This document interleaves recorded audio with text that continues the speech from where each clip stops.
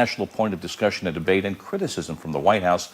14-year NFL wide receiver Anquan Boldin, along with Malcolm Jenkins of the Eagles. He's been at the forefront of the Players Coalition. It is good to have you here with this. I know the owners still have to vote to approve this, but when the money is dispersed and is in hand, specifically, what will it be doing? Well, the money will be going towards different programs. We see it as three different pillars, one being police and community relations, another being education, and there's also a component for police accountability as well. All right. I'm not going to ask you to speak for Malcolm Jenkins, but he is basically a co-leader of the coalition with you, has said he's been raising his fist in protest. Chris Long has put his hand on his shoulder in fraternity with him. And Malcolm has said now that this agreement has been reached, he no longer intends to protest. To those who would say there's a quid pro quo in this agreement, what would you say? Well, I think, and like you said, I can't speak for Malcolm, but I think one of the things that was happening was guys were protesting in order to have a greater platform, to make their voices heard. And I think the NFL is listening to its players, and they're amplifying the voice of the players. They're giving players another platform to protest. They're giving players access to their legislators on the Hill. They're giving players access to funds, as well as their media to make their voices heard. Would you expect protests to diminish, if not disappear, as the details of this become more widely known among the players? I think if players understand the context behind it, I think you will see less players protest.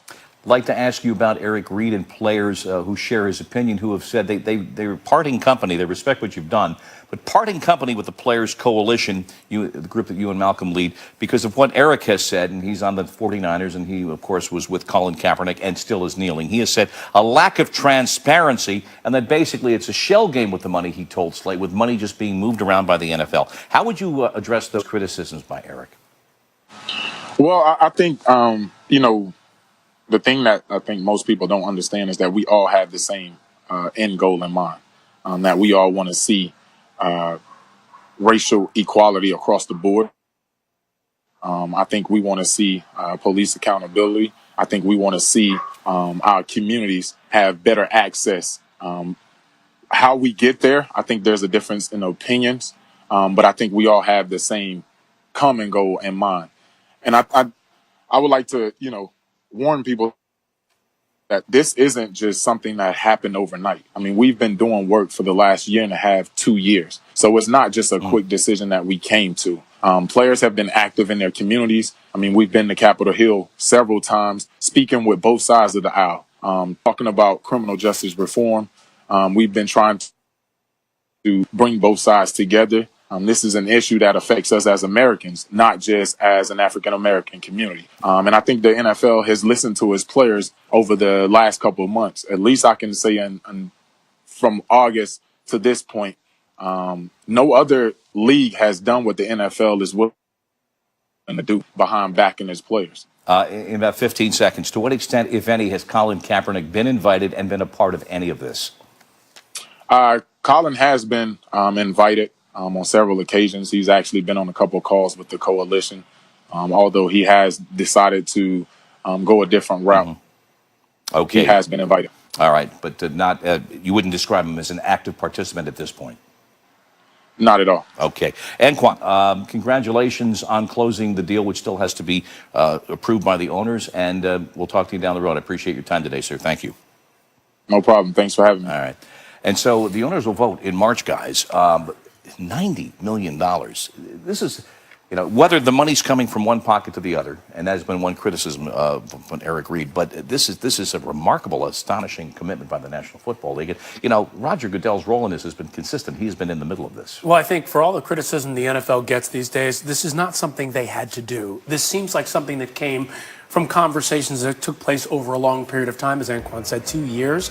But I thought that was a really interesting point right there that he mentioned. There is this sense now that Eric Reed and others are bolting from the coalition because of something that happened recently. And I think the point that we've heard from Malcolm Jenkins and Quan Bolton now is that no, these things have been progressing over time, and this is where we are now. So I think for those out there who think there's some sort of nefarious intent on behalf of the people who are leading the coalition, you heard Anquan say it right there. They all have the same goal. Who leads it, how it's done, has a little bit of difference there, but I don't think that's any reason to knock what's been done here. Yeah, but I think it is important to ask the questions about where is that money coming from within the NFL? Are they just shuffling it around? Are they investing new money? And also, is it going to be more of a public service announcement that serves as branding for the NFL in the same way as breast cancer awareness and the domestic violence campaign that the NFL? Those are fair questions to ask. The bigger question to me is this a starting point for the NFL players to get money, put it to places that they think will do good use, get more involved in the conversation on a meaningful level in terms of going to Capitol Hill, as we heard Anquan say, or is this an ending point for them?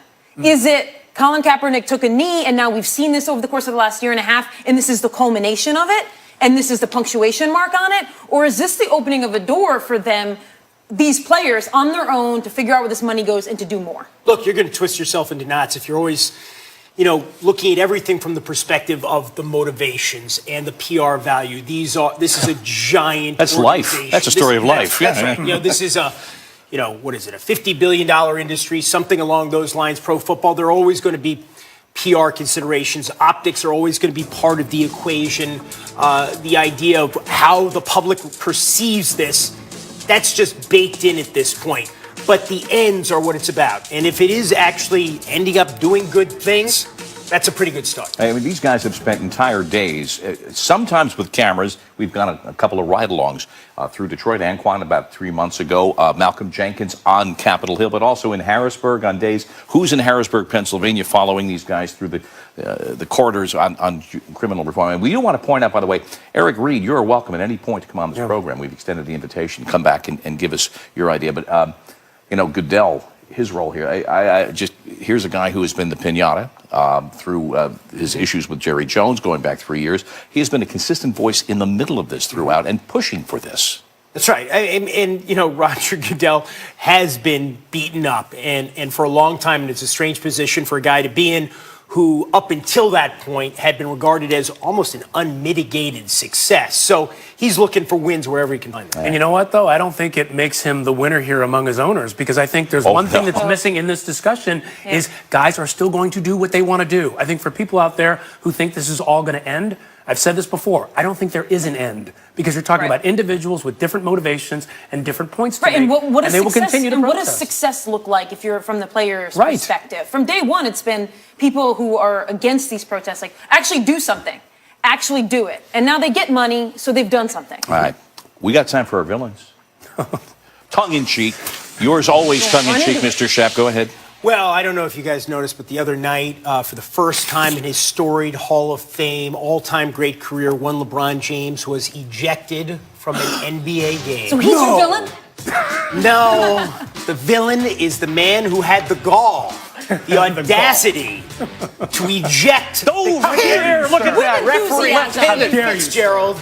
He explained his decision later. He said that LeBron had thrown an air punch and that there had been some foul language used. But come on. You have to give these guys a little more leeway, especially when you are royalty. All right. I thoroughly endorse your villain. All right, so go ahead. Yes, I'll kick it to you too. But my villain is actress Margot Robbie. She's the villain simply because she is playing Tanya Harding. That's not fair. Clearly the villain of the 90s. In this biopic. This is an outstanding movie. Robbie has seen, so please. I have Tanya's not seen not even it the yet. villain of her own But apparently story. she's phenomenal. She in does it. her own skating for the most part. No. She's an Australian. Right. It won Stick to the villain part, best though. in She's a show at the villain. Key West Film Festival. Tanya, I totally endorse it. Yes. All right, we got breaking news from my villain. Before we get to the piece of tape, Jimbo Fisher is resigning from Florida State to take the job at Texas A&M, where Mike Sumlin has just been fired. Because my villain are the people and the ethic of the suppression of free speech around the Jimbo Fisher Coach Weekly radio show at Florida State. When you ask the question about loyalty, this is what happens to you. Where's the loyalty to the program, Jimbo? Push him out of there.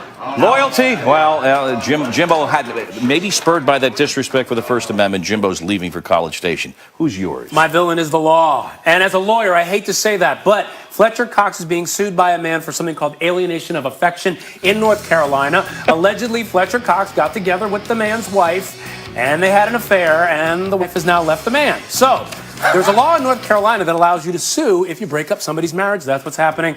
I have to say, there's a law that dates back to the 19th century. It's only in a handful of states. Of affection? Yes. Suing for 50 grand. There have been $1 million judgments on this thing. So I have to say, in this case, maybe we got to think about changing this Makes law. you proud As to be a unfortunate lawyer. as it seems if those allegations are true. The villain is the law. Just for one. Just this Interesting. one time, guys. It's a billable. It's state This law. makes it so State that law. lawyers are less lovable and we are the most It's a lovable. billable half not hour, you know, offensive. at the Fine Friday Board. Next, our heroes from a pope of sports talk radio to a high school teacher.